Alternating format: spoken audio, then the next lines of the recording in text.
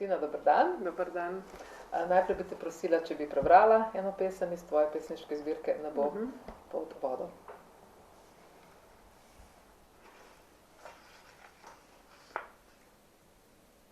Reka. Povsem zajezila me je. Vidiš. Ja. Vse o tem bomo tudi potem o presenečenju še govorili naprej. A lahko poveš, zakaj si izbrala to pesem? Zdi se mi ena izmed mogoče ključnih pesmi te knjige, da na nek način podaja vzroke za to, vzroke, zakaj je bila ta knjiga sploh napisana. Je tudi vstopna pesem.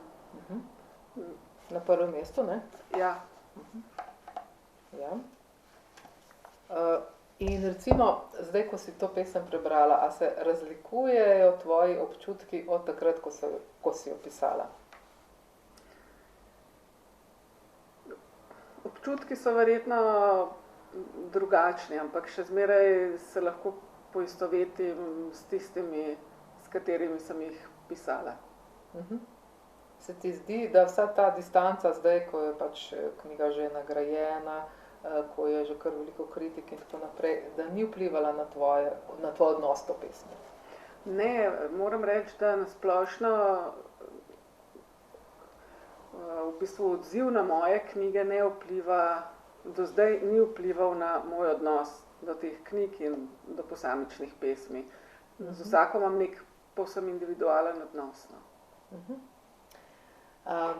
Drage poslušalke, dragi poslušalci, drage bralke, dragi bralci in dragi gledalci in drage gledalke. Najprej smo začeli tako, da sem predstavila pesem, da se je pesem sama predstavila pravzaprav, in zdaj bi pa začeli s tem, da predstavimo Tino Kozin. In sicer, glede na to, da ima veliko vlog, bi jaz nekaj njenih vlog povedala, če bom kaj pozabila, pa me Tina, prosim, potem še dopolni. Tina je urednica, po izobrazbi je torej dokončala primerjalno književnost, je primerjalna komparativistka. Potem je literarna komparativistka. Je tudi kritičarka in mimogrede, še preden sem jo osebno poznala, sem vedno zelo ocenila njene kritike, sem jih res prebrala in nekako argumentirano vedno se mi je zdelo, da je povedala tisto, kar je hotela povedati. Hkrati je zaposlena na radiu, ti praviš, da si kako že na Arsu? Radijska ustvarjalka so me poimenovali. Ja, no, to se mi zdi en tak lep izraz, radijska ustvarjalka na Arsu.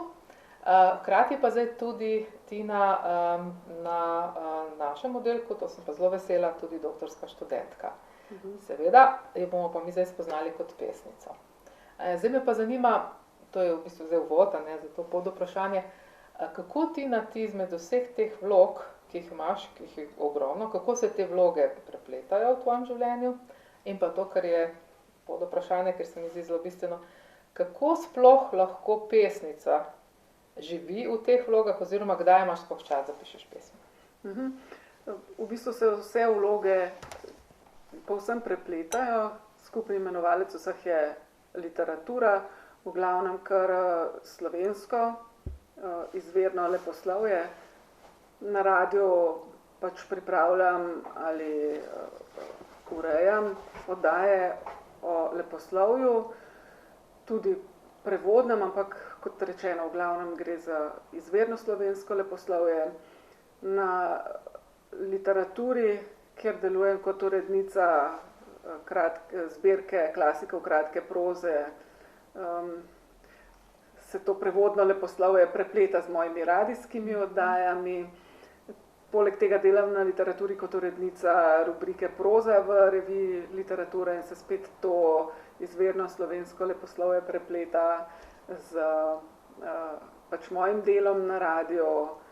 Hkrati mi pa vse to omogoča, da leposlovje neprekinjeno tudi spremljam, pa tudi znanstveno ali pa esejistično ali pa publicistično refleksijo tega leposlovja, ker pripravljam ali oddaje na te teme, ali pišem spremna besedila. Moja poezija pa pride potem k meni takrat, ko je čas za to. Ko imaš čas. Zdaj, ko delam doktorat oziroma se pripravljam, da ga bom delala, res nimam preveč časa, ker potrebujem. Je tisto v meni, kar me nagovarja, da bi nekaj napisala, ampak potrebujem za pisanje poezije eno zelo posebno obliko zbranosti, ki je ta trenutek verjetno moja glava ne prenese ravno zaradi obilja teh vlog in projektov. Ves čas sem trenutno v zaostanku, kar je absolutno v nasprotju z mojimi siceršnjimi navadami in načeli. Ja, v bistvu sva zdaj pri tretji pesniški zbirki. Pesniška zbirka ima naslov Nebo pod vodo in danes se bomo pretežno o njej pogovarjali. In ta pesniška zbirka je nagrajena, dobila je letos Veronikino nagrado. Kako ti vidiš povezave med prejšnjima pesniškima zbirkama in zadnjo pesniško zbirko? In ali se tudi tebi zdi, če jo je zdaj recimo javnost prepoznala za najboljšo pesniško zbirko, ali se tudi tebi zdi, da je to tvoja najboljša pesniška zbirka? Ja, to mi je težko vprašanje zaradi tega, ker ne znam v bistvu kvalitativno tako presojati svoje poezije, sigurno do neke mere, ja.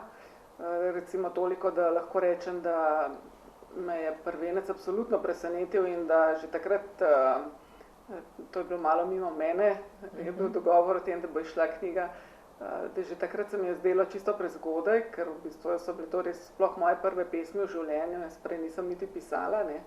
Tako da je pa tudi tam noter neke pesmi, ki so mi izredno dragocene in jih ne bi mogla zatejiti, oziroma če bi kdaj sestavljala knjigo izbranih pesmi, bi sigurno iz tam vzela nekaj teh besedil.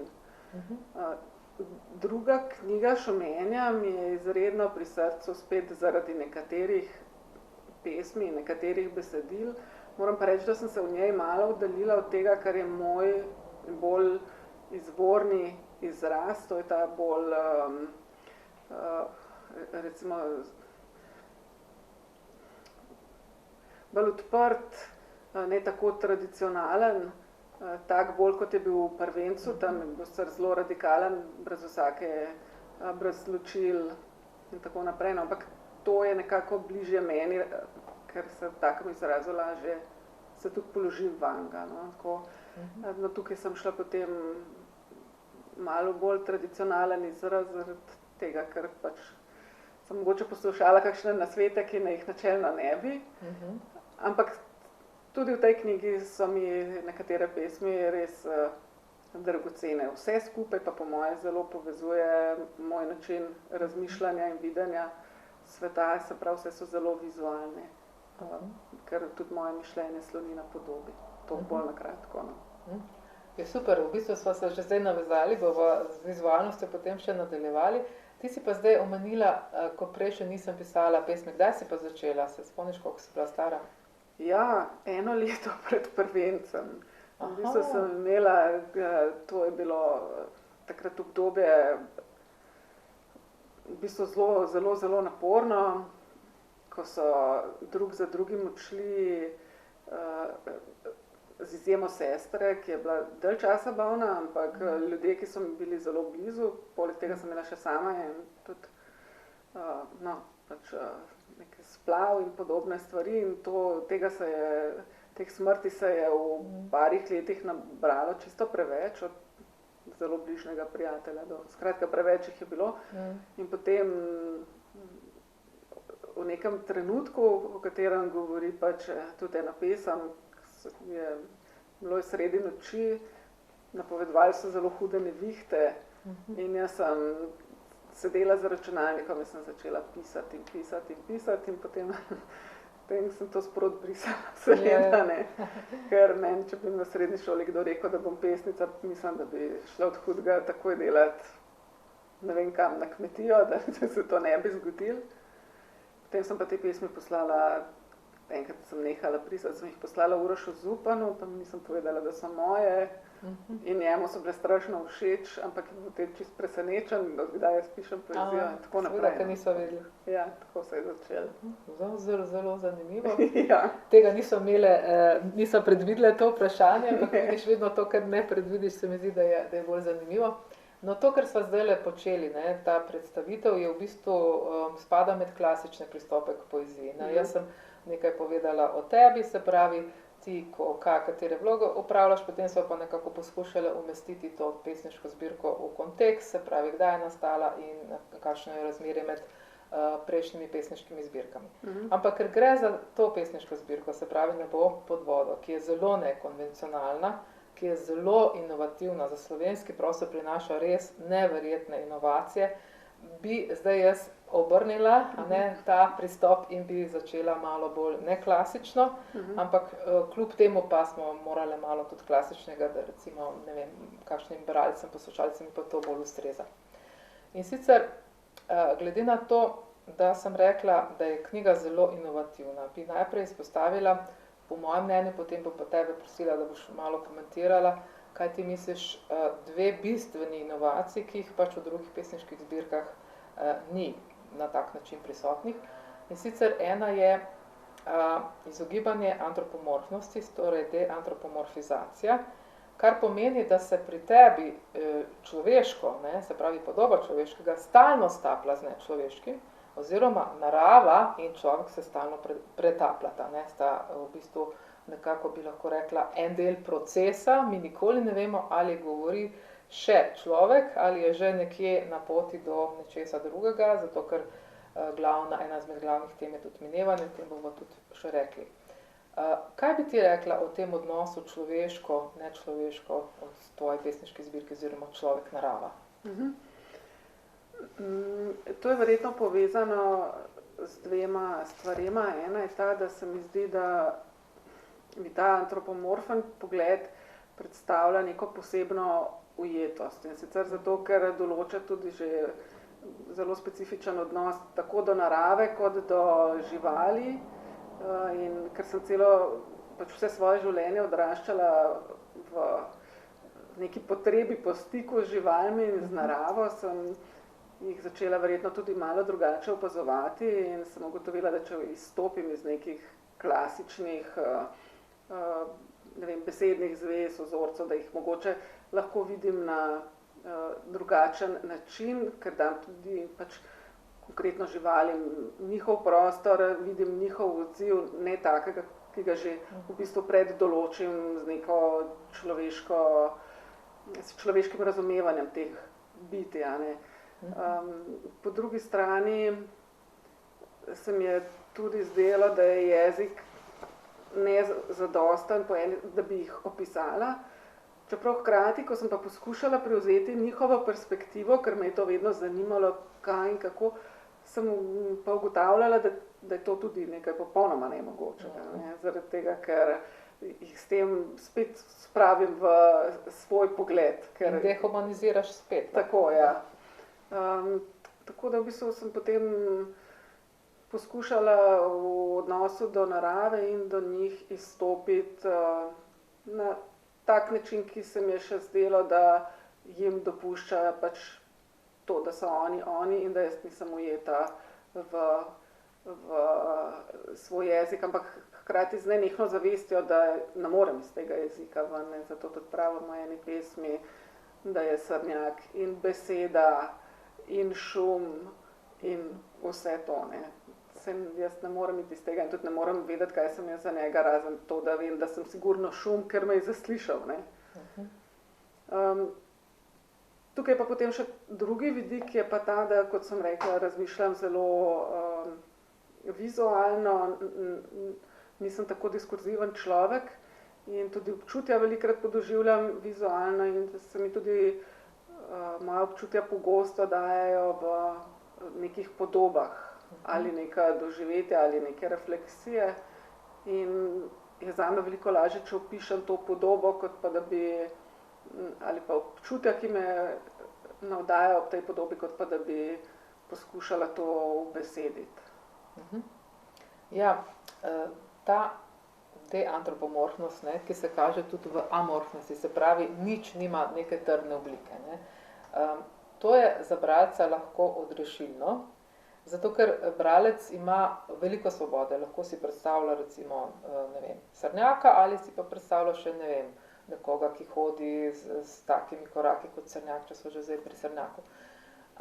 In ta amorfnost se mi zdi, da se je pri tebi, to se že tudi v kakšni drugi poeziji, ne, se je že videlo, ampak se mi zdi, da je pri tebi pa najbolj inovativno to, da si ti prva v slovenskem prostoru, po mojem mnenju, naredila tako imenovano mobilno silabičnost. Ne. To pomeni, da zlog se lahko prebere ali tako ali drugače, se pravi, zlog se lahko z zlogom skupaj prebere, ali zlog se lahko spremeni v besedo, ali beseda v besedno zvezo. Torej, imamo mi kot bralci možnost, da preberemo tako, kot si mi želimo, ne tako, kot piše, a ne, ker piše tako, da nam daje več možnosti tega.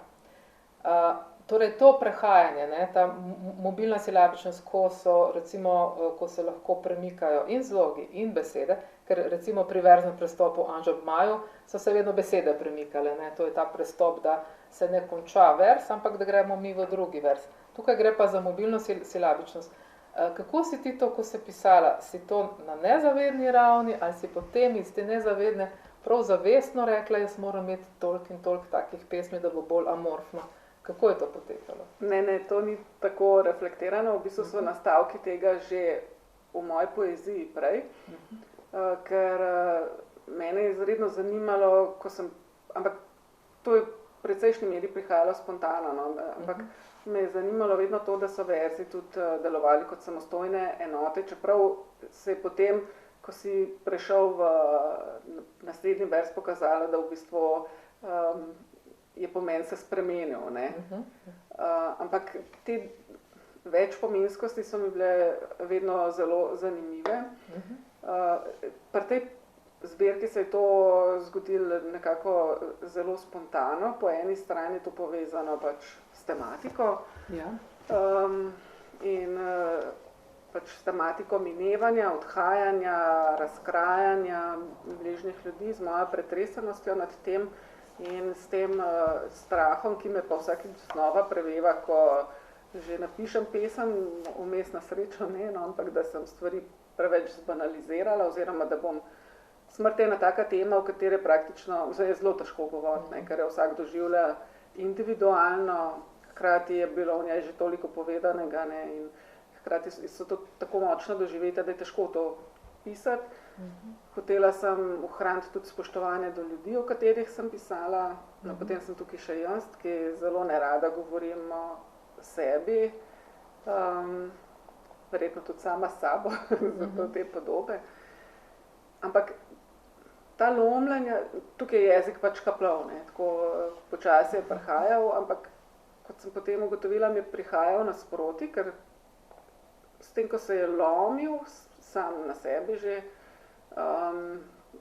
to se na neki nezavedni ravni dogajalo, so se besede lomile, pa tako sem tudi probala to popraviti, ker se mi je zdelo, da bralci tega ne bodo prenesli, samo ni šlo, da bi potem to popravila, ne, ker mi potem pesem ni več delovala.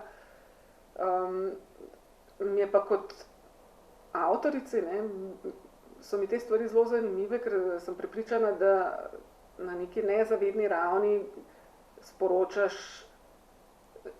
mislim, lahko, da se tukaj kaže tudi neka nezavedna raven tega, ki jo ti potem lahko vsaj delno zaslutiš in obesediš tudi neke, oziroma prepoznaš neke dele sebe, ki si jih drugače mogoče ne bi spustil blizu.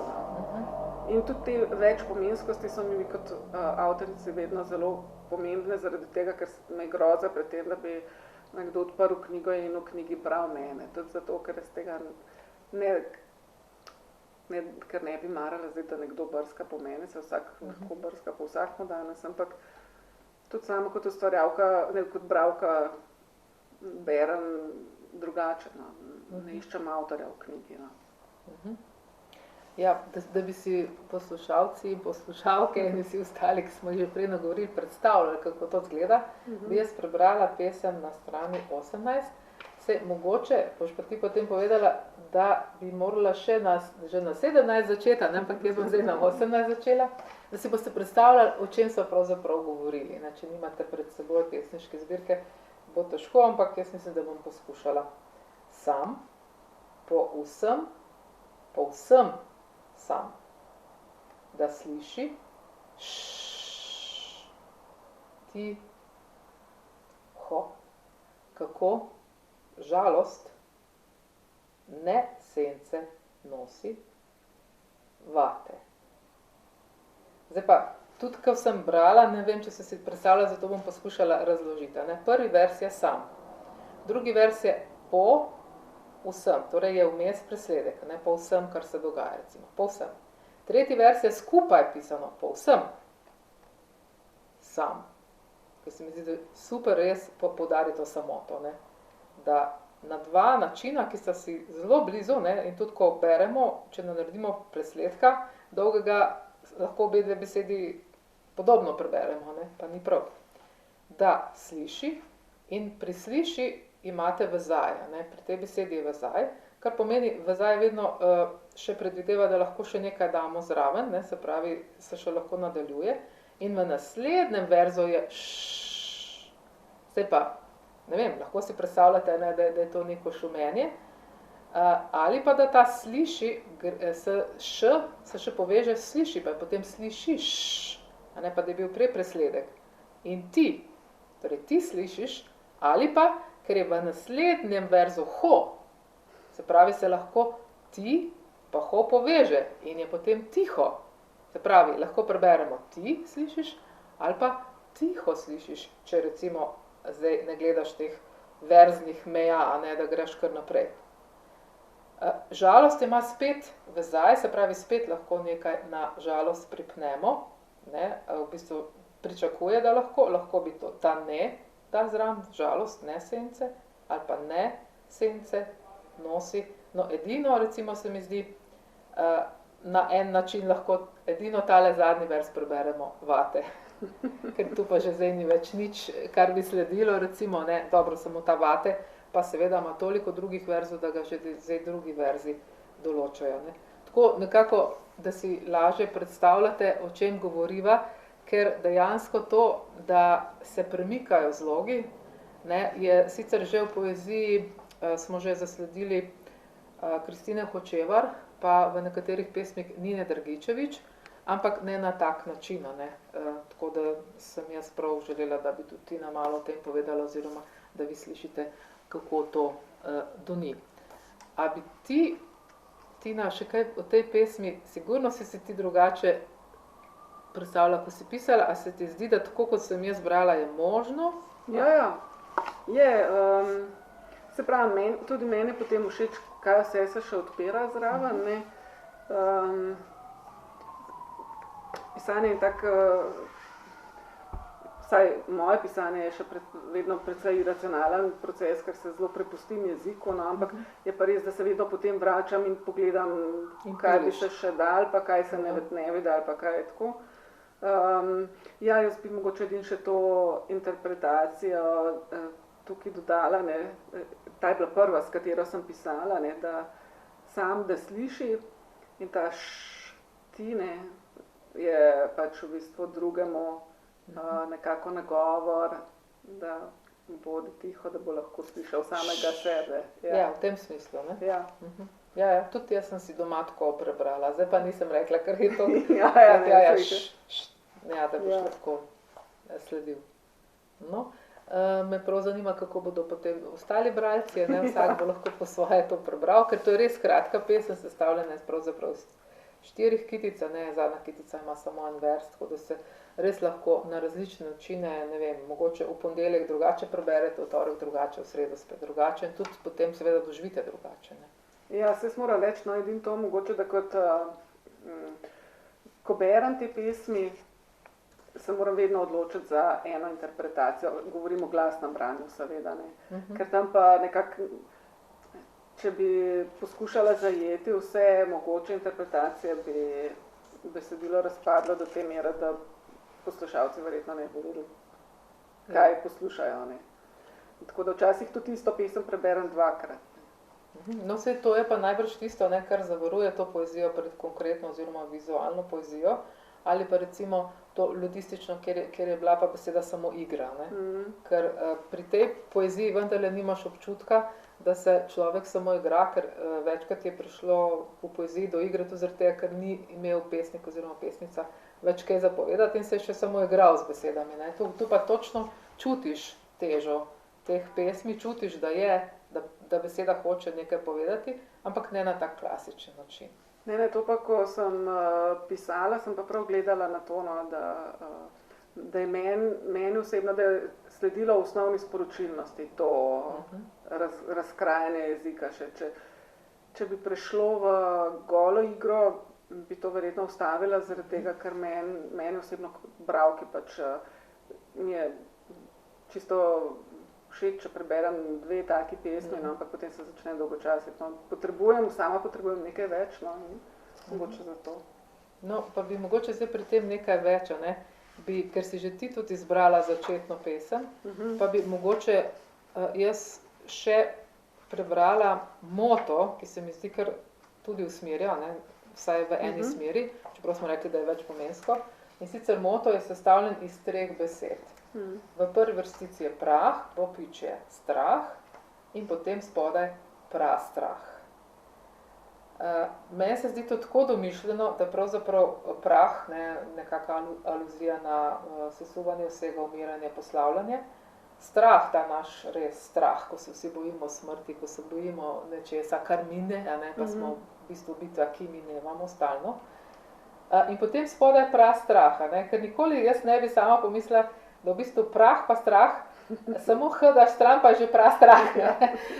Tudi to, tako pri eni taki, ko bi rekla, težki, poglobljeni temi, je noter igra zraven. Si si rekla, wow, le ko se je dobro spomnila, jaz se ne bi, da damo prah pa strah pa je prastrah. Ja. A je ta prastrah v tvoji pesniški zbirki vezan še na kaj drugega kot na smrt, minevanje, slovo?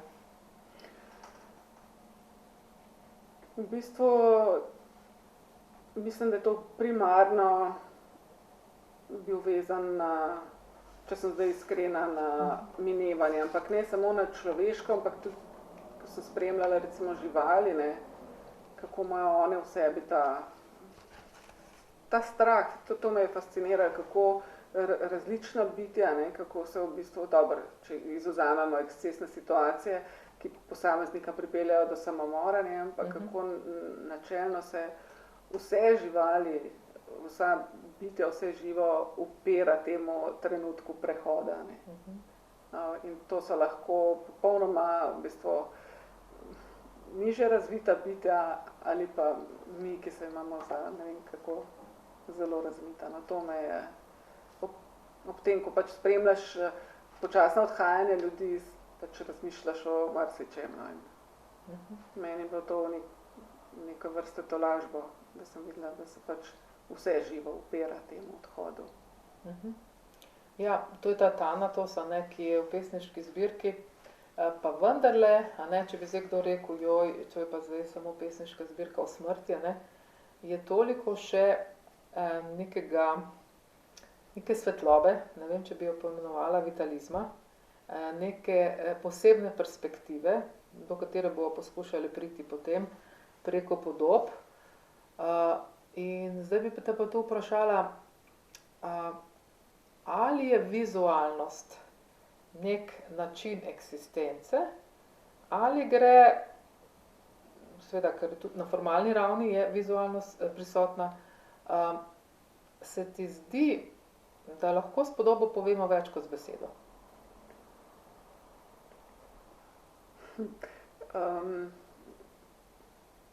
Zame osebno verjetno to velja, ampak mislim, da ljudje smo tako različni, da seveda obstajajo ljudje, ki podobe ne znajo razbrati.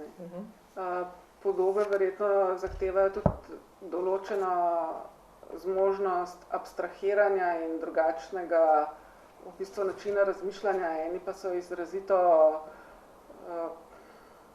ne bom bom zdaj rekla samo diskurzivni, ampak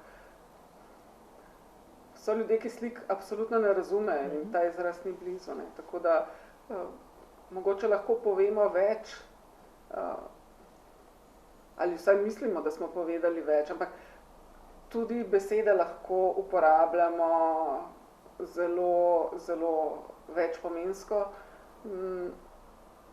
Verjetno večpomenskost določamo predvsem tudi s kontekstom, a ne? Ampak se mi zdi, da tudi to je vse odvisno od prejemnika, se mi zdi, da je to prepričanje, da se razumemo in da smo bili jasni ali ne, da je to tako ali tako v bistvu zelo iluzorno.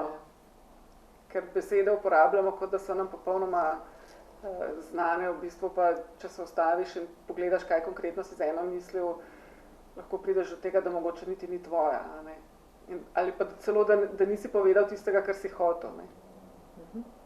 No, v bistvu smo se že kar malo vrtele okrog doživljanja poezije, ne, ki se nekako osredotoča okrog podob. Ali ti tudi ostalo poezijo doživljaš tako? Torej si tudi rajši izbereš pesnike oziroma pesnice, ki pišejo bolj vizualno? A bi lahko izpostavila nekaj pesniških zbirk, ki se ti zdijo še posebej kvalitetne na različnih nivojih? Mogoče, zdaj sigurno bom naredila marsikomu krivico, a ne? Ampak recimo mogoče bi raje najprej izpostavila eno pesem, in sicer to je pesem Prah, Toneta Škarjanca, ki je zagotovo ena izmed pesmi, ki so me najbolj zaznamovale, ki so name naredile največji vtis, ki so mi najbližje, čeprav bi težko rekla, da ima v sorodni poetiki, mogoče šele v zadnjem času spoznavam, da je tudi v njegovi poeziji veliko več abstrakcije, kot sem jo sprva prepoznavala, ampak recimo ta poezija mi je blizu, pa absolutno se mi zdi pa ena najboljših zbirk pri nas, ampak se pravi, spet bom naredila komu krivico, Kristina Hočevar, na zobeh aluminij, na ustnicah kreda.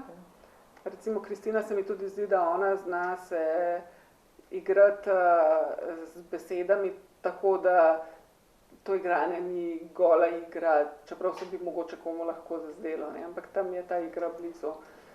Drugače pa ja, verjetno so mi do neke mere bližje pesmi, ki so bolj vizualne. Ne vem, recimo Robert Bly mi je od tujih avtorjev eden izmed takih pesnikov, ampak recimo so pa lahko tudi zelo na nek način filozofske, kot je Jory Graham. Ona je izrazito filozofska pesnica, ampak mi je to poezija, ki me absolutno pritegne, čeprav je naporna na nek način, ampak kot da bi težko rekla, verjetno ni nujno, da je vizualna govorica ta, ki me pritegne, ampak predvsem to, kaj ima pesnik za povedati. No. Če bi zdaj to, kaj ima pesnik za povedati, imenovali kvaliteta. Ja. Glede na to, da nastane v Sloveniji veliko pesniških zbirk, okrog 300 na leto, recimo, je tiskanih, in si ti kot kritičarka se moraš spopadati z različnimi vrstami poezije. Kaj bi rekla, imamo dovolj kvalitetne poezije, oziroma kako ti izbiraš, najbrž ne bereš veliko nekvalitetne, ali jo bereš, ali zakaj jo bereš in tako naprej.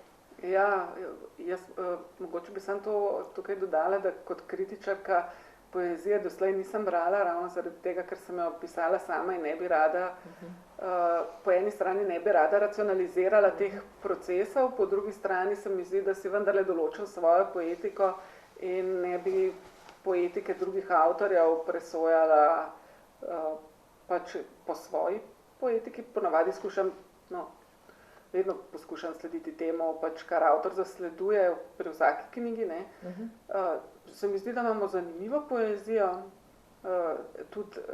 tudi vrhunsko, ne zdi se mi vsa, ki je izpostavljena, seveda dobra.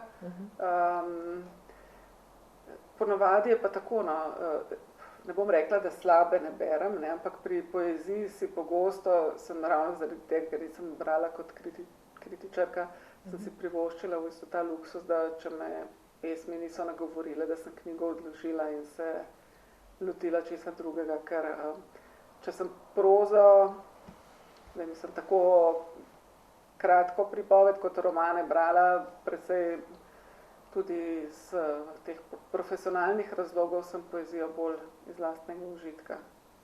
No, to pa je privilegij, ne? Ja. Da si lahko privoščiš, da eno stvar izpostaviš, eno pa ne. Večinoma si pa kritizirala zbirko kratkih pripovedi, zbirke, pa tudi o romanih, ne, si pisala kritike. Ja, se sem. Ja. No, ker sva res že večkrat se nekako pogovarjali neklasično o doživljanju poezije, ne, tudi ti si povedala, kako doživlja svoje pa ostalo, bi zdaj po tej poti rada prišla do teh glavnih neklasičnih pristopov, ne, da jih poimenujem, ker se mi zdi, da je pošteno, da povem vsem, ki poslušajo, na kak način pravzaprav se pogovarjava. To, kar bova danes še naprej govorili, bova nekako se naslonili tudi na tako imenovano afektivno hermeneutiko, ki je trenutno zdajle v svetu ena izmed najnovejših pristopov k umetnosti oziroma afektivna hermeneutika nas uči, v nasprotju z znanostjo, tako imenovano suho znanostjo, ki je afektivna hermeneutika imenuje suhoparna znanost, nas uči, da se moramo pri branju ali kratke pripovedi, romanov ali poezije, ukvarjati s čustvi in z doživljanjem. Torej ne samo analizirati pa sistematizirati, kateri motivi pa katere teme se pojavljajo, pa kdaj je to recimo Tina napisala, katerega leta, katero pesem, ne, zakaj in kako, ampak kako jo ona doživlja, katera čustva je vnesla in kako mi doživljamo, ne. Glavna pripadnika svetovno znana afektivne hermeneutike v Ameriki je to Rita Felski, v Franciji je Jean-François Verneuil in oba dva menita, da ne smemo pozabiti na čustva, ampak seveda spet, da pa ne smemo patetizirati, ne. In to bi jaz tudi pohvalila v tvoji pesniški zbirki, ena izmed redkih pesniških zbirk, ki se ukvarja s čustvi na nepatetičen, nesentimentalen način. Zelo lahko je pisati o tem, kako ti je nekdo umrl, zraven pa jokaš, pa se delaš ubogega, pa žrtvo in tako naprej in potem pričakuješ, da bodo tudi bralci jokali in vlekli robčke in tako naprej ven, ne.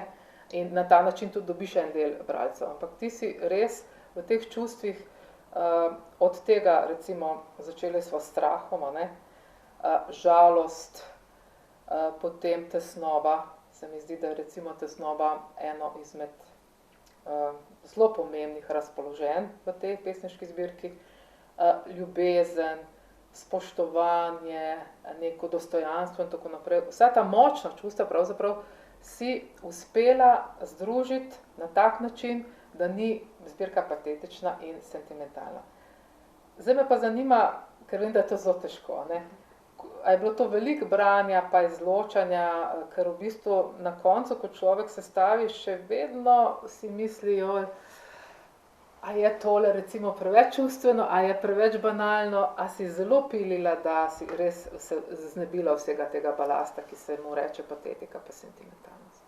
Če sem povsem iskrena, sem kvečemu dodala kakšno besedo, zaradi tega, ker se pravi, jaz osebno imam že velik odpor do vsake napuhlosti, sploh čustvene in izpovedne, in sem zadržan, verjetno celo introvertiran človek, in se mi je zdelo, da mogoče bi pa kje lahko dodala kakšno čustvo, če jaz to tako čutim, in se mi je zdelo, da drugače mogoče vse papirnato, da ne bodo bralci niti vedeli, o čem govorim pravzaprav, ne.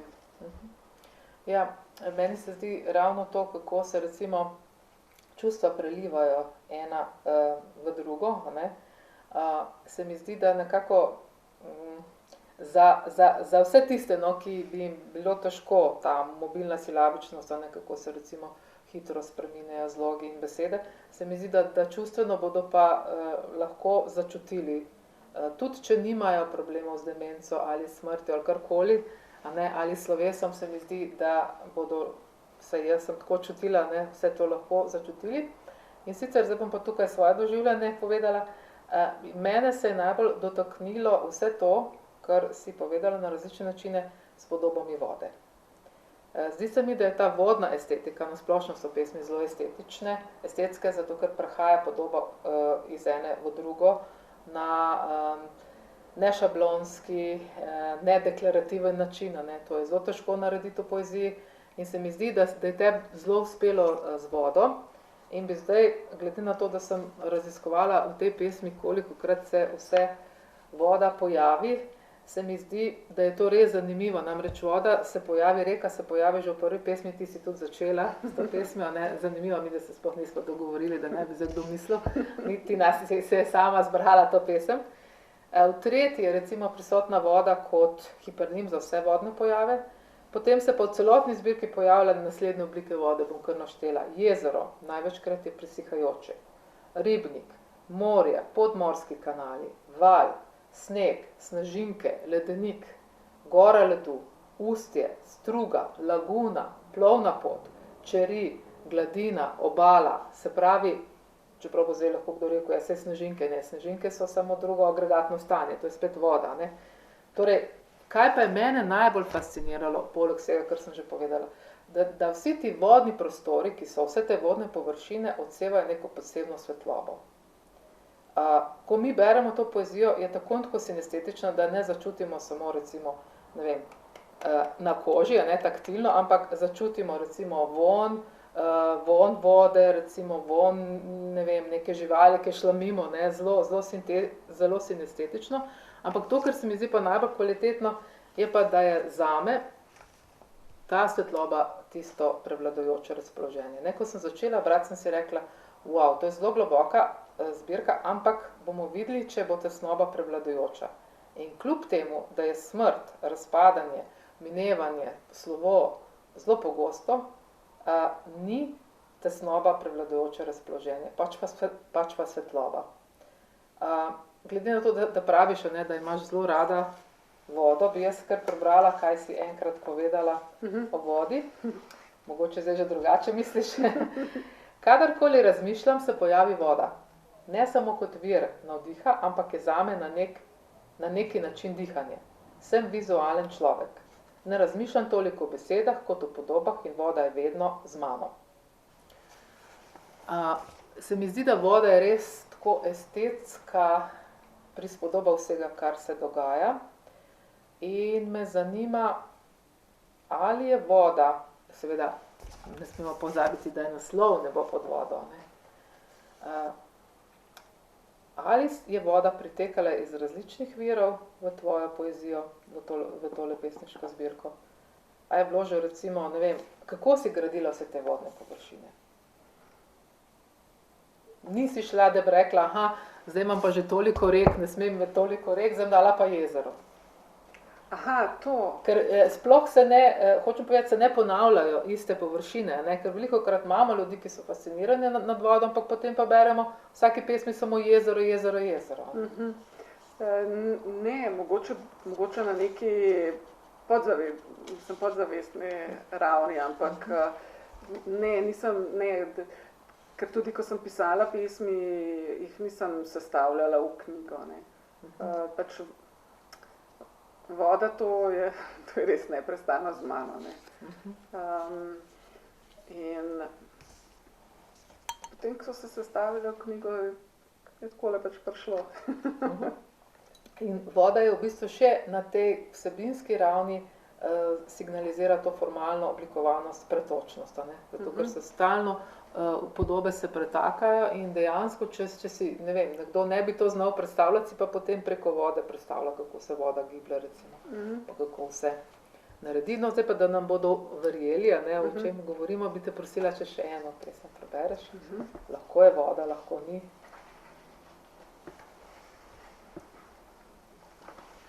Imam preveč oznakov knjige. To samo pomeni, da si že veliko brala. On ni več ribnik, nad katerega bi se sklonila in v njem opazovala svoj odsev. Pokošena, mehka trava je, po kateri beži med telesi, ki jih ni moč prepoznati, kaj šele poimenovati, komaj še pri sebi. ne več ženska ali moški, niti spet otrok, prej ataka izgub in izgubljenega duha. Koga ljubiš, ko ob tebi diha in hodi telo, pa ni več nikogar, ki bi vedel, da je to njegovo telo? Hvala. To bi spet lahko prebrala, seveda na drugačen način. Ja, glede na to, da si začela z reko, zdaj je to Ribnik, in je prva bila zelo, zelo kratka pesem, ta je daljša. A bi lahko nekaj povedala o tej pesmi? O tej le? Drugi, zdaj, te, ki si jo zdaj prebrala. Ta govori o v bistvu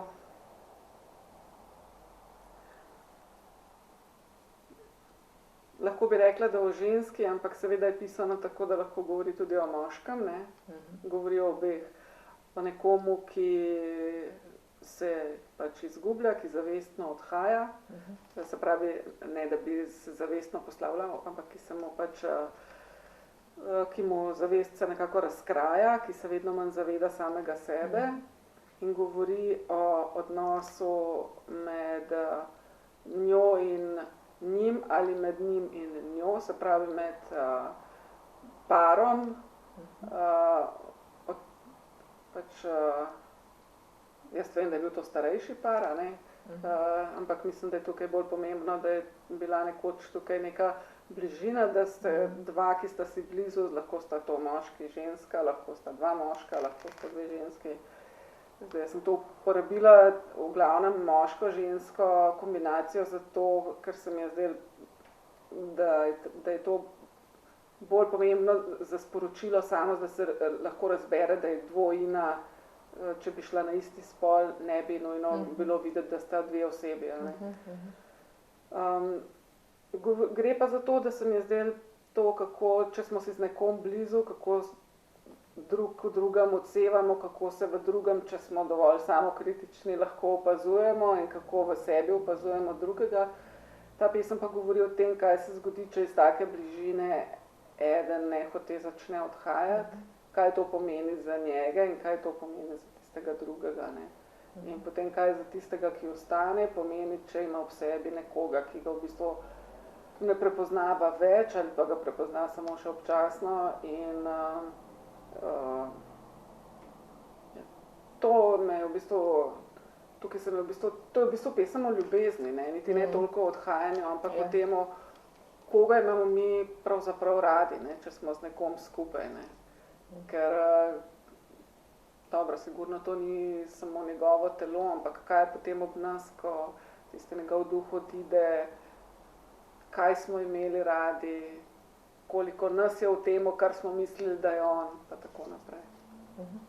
Zanimivo, res, ko sem že prej rekla, nismo se dogovorili, kaj bova brali, ampak to je pesem, ki je mene najbolj zadela, ko sem prebrala celotno zbirko prvič, sem jo prebrala večkrat.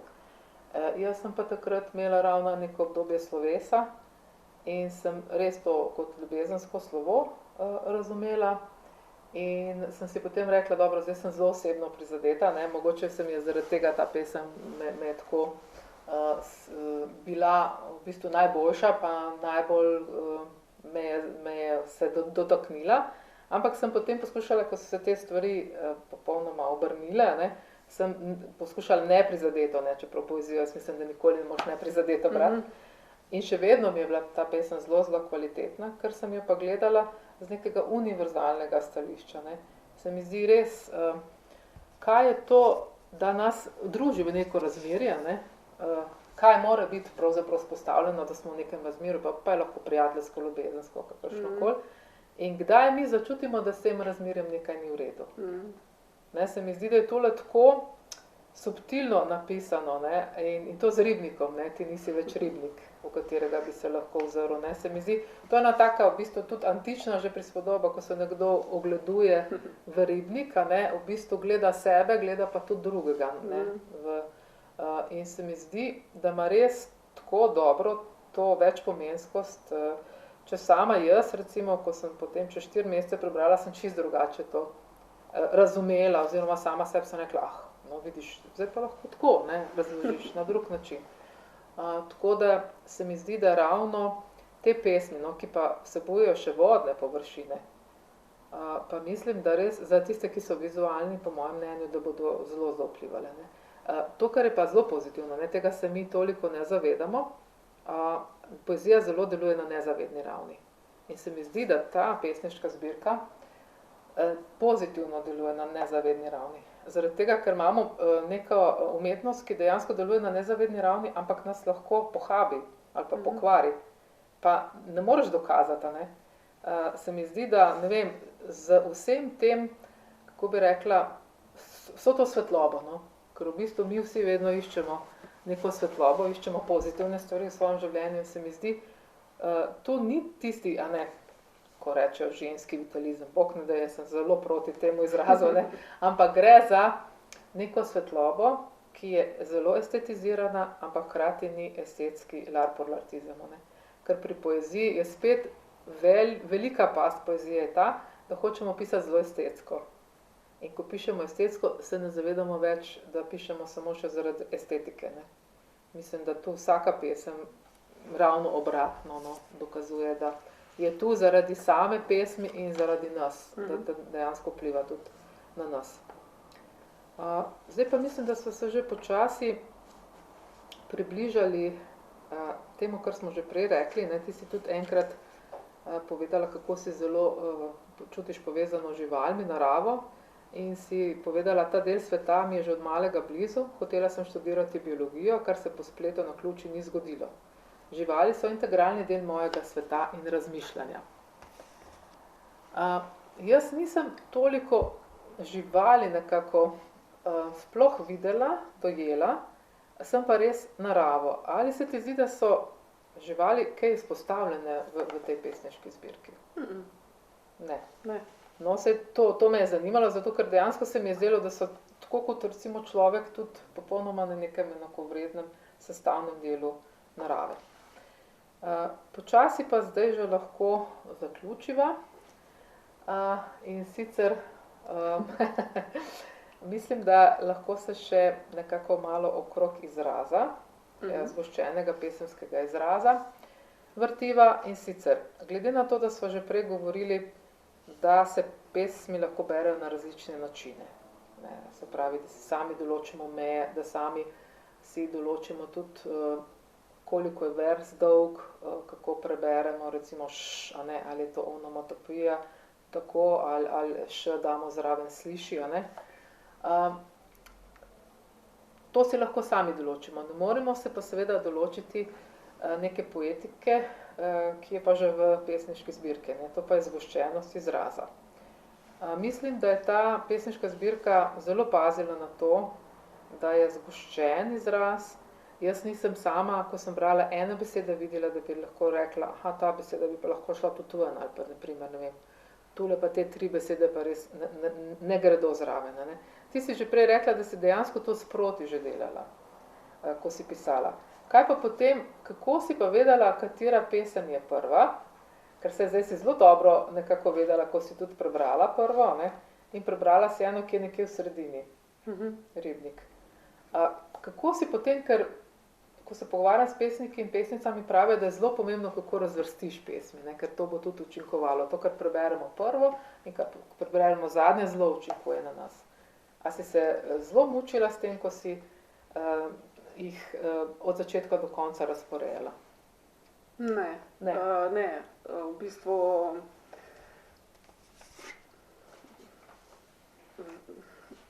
tako bom rekla, vedno, pri tej knjigi sem gledala samo na to, da bodo v njej res samo tiste pesmi, ki jih podpišem. V nekem smislu bi lahko dala katerokoli na prvo mesto ali pa na zadnje, a ne. Ampak se mi zdi, da pač tukaj sem zasledovala en lok, a ne, ki se začne s tem, kako je pač reka, zdaj če jo vzamemo tukaj čisto nek simbol življenja, kako me zajezila, ne, kako me vse skupaj ustavilo v nekem trenutku, ne, In potem pač gre za en tak čist naraven lok, se mi zdi, tega, kako je vzrokov za to, zakaj me vse skupaj zajezilo, kaj me je zajezilo, in potem plavanje iz tega ven in prehajanje nekam drugam. Zadnja pesem je pa seveda mogla biti zadnja zaradi tega, ker je edina, ki je v bistvu avtopoetološka, ker razlaga na nek način, pa niti ni toliko govori o moji poetiki, no, ampak najbolj pomembno se mi je zdelo, da to, da v bistvu je poezija tudi tudi poezija je razlog za to, da da je moje telo spet letino, z njim pa tudi duh, seveda ne. Pa ne bom rekla, da je imela poezija terapevtsko funkcijo, sploh ne, zaradi tega, ker v nekem takem razpoloženju, ki bi potrebovalo terapevta, ne bi šla niti pisati, ker se mi zdi, da to preveč vpliva na pisanje in najmanj, kar je, bi se poznalo na kakšni patetike ali sentimentalnosti. Se mi zdi, da ustvarjalnost potrebuje eno posebno obliko notranje svobode tudi in neobremenjenosti. Ampak vseeno je pa poezija mi mogoče odprla še drug pogled na ta odhajanja, ker poezija je zame predvsem zelo, zelo osredotočeno razmišljanje. Ne v trenutku, ko pišem, takrat ni tega, ampak pred tem, preden pride pesem, je pri meni res ogromno razmišljanja. O eni stvari razmišljam velikrat, potem vprašanje, ki se mi zastavi v tem razmišljanju, ali pa stvar, ki me je težila, razrešim s pesmijo. In se k temu niti ne vračam več, ker sem si dala odgovor, verjetno na neki nezavedni ravni. No, zdaj pa eno tako vprašanje, ki ga velikokrat zastavlja, ko sem poslušala različne pogovore s pesniki, se zastavi, pa zgleda zelo zlajnano, pa bomo videli, kako boš pa ti odgovorila. Ali se ti zdi, da torej romantika je menila, da poezija še odrešuje na splošni ravni? Ali se ti zdi, da v današnjem času poezija še lahko odreši oziroma rešuje? Ja, meni se to zdi tako vprašanje, ki se tudi bolj, ko ga sama postavljam, vedno nekako še zardevam zraven. Mislim, da so odrešitve danes veliko bolj fragmentarne in da se dogaja na individualni ravni in zame lahko odrešitev, ampak res veliko odrešitev že pomeni največjo pravzaprav, da se nekam vrteti v nekem svojem začaranem blodnjaku, v nekem krogu mentalnem in z tega vidika me lahko leposlovje, katerakoli knjiga, no, leposlovje, filozofija, sociologija ali pa zgolj neka misel, to je edina stvar, ki me lahko odreši, če mi da nek uvid, ki mi pomaga izstopiti iz tega sestopanja na mestu, tako kot pravim v svoji prejšnji zbirki Šumenje, moja odgovornost so polni obrati. To se pravi, da če želim živeti to življenje tako, da bom sama pri sebi ves čas mirna, da zaključim z neko stvarjo, oziroma ji pridem do dna, kolikor ji lahko, ali da se sprijaznim z njo in pri tem mi lahko celotno leposlovje veliko pomaga, ampak seveda tisto, ki mi zna kaj povedati. No, da bo še bralcem in bralkam kaj povedalo to in da nas bo, tako kot si ti rekla, proti letenju usmerilo, ne, na koncu najinega srečanja, bi jaz rada prebrala ravno to pesem, ki so ti omenili. To je neverjetno, ne? Res se nismo nič pogovarjali in jaz imam pripravljeno, da bi sama še, ne, če mi dovoliš, eno pesem prebrala in jo tudi razložila tvojo in to imam seveda zadnjo pesem pripravljeno.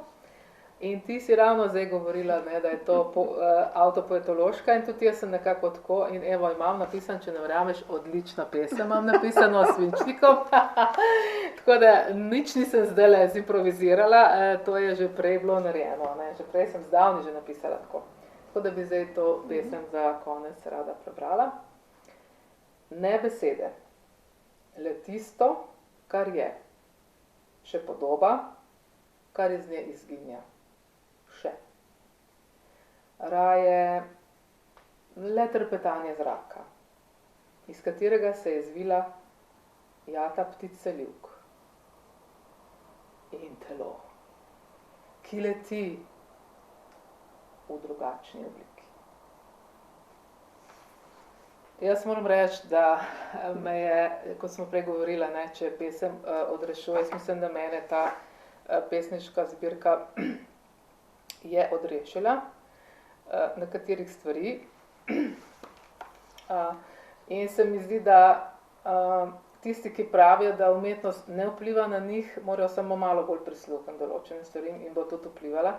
In se mi zdi ta pesem zelo dobro pove, pa sem še namerno pazila, da ni tista pesem, ki name sploh vpliva, ni vode tu, ne? Ker voda name zelo vpliva. In jaz se vedno zavedam, kaj name zelo vpliva in tisto poskušam reducirati. Ne bi zdaj rekla, ta pesem je zato toliko vplivala, ker je voda. Ne? Tu sploh ni vode. In se mi zdi, da je ravno to, ne? Ker mi se včasih preveč obremenjujemo, ne? Preveč smo racionalni na splošno, mi sploh, Evropejci smo racionalni in mislimo, da vse moramo z besedami pojasniti, da moramo vsako stvar zanalizirati. Ne? Ampak tu se mi zdi zelo dobro, ne? Ker ni treba niti besed, ni treba niti podobe, včasih niti podob ne rabimo, ker tako bomo minili. Jaz ne vem, zakaj se toliko obremenjujemo vsako stvar. Umetnost nam pokaže, ni se treba vsako stvar toliko obremenovati, ker bomo izginili in bomo le še trepetanje zraka, ali smo pa že zdaj trepetanje zraka. Ampak saj to je tudi nekaj lepega, ko bomo izginili, ker iz tega, ko bomo mi izginili, bo prišla neka jata ptic selivk. Mislim, jaz si to res tako nekako, kako bi rekla, sukcesivno predstavljam in bo neko telo, ki leti v drugačni obliki. Ne? Tako da res ta prastrah pred smrtjo, se mi zdi, je Freud zelo dobro že povedal, uničuje toliko stvari. Ne? Ljudje se toliko preveč v življenju bojijo. Bojijo se bolezni, covida, bojijo se vsega. Bojijo se tudi brati pesmi, ne? Bojijo se vsega. In se mi zdi, ne vem, no, če boste to pesniško zbirko prebrali, ne bo pod vodo. Če imate radi nebo, če imate radi vodo, absolutno, da mislim, da bo ta pesniška zbirka delovala na vas, mogoče se ne boste niti zavedali, mogoče bo to na nezavedni ravni, mogoče se boste čez 3 leta spomnili na kakšno podobo, ampak absolutno jo priporočamo branje in Tina, še enkrat ti čestitam za to pesniško zbirko in za nagrado, Veronikino nagrado in sploh za vse, kar si do zdaj naredila za slovensko književnost. Ja, hvala tebi za vas trud s to poezijo. Meni zdaj malo nerodno. Pustimo, Slovenci smo preveč skromni, nič ti ne bo. Hvala za vse.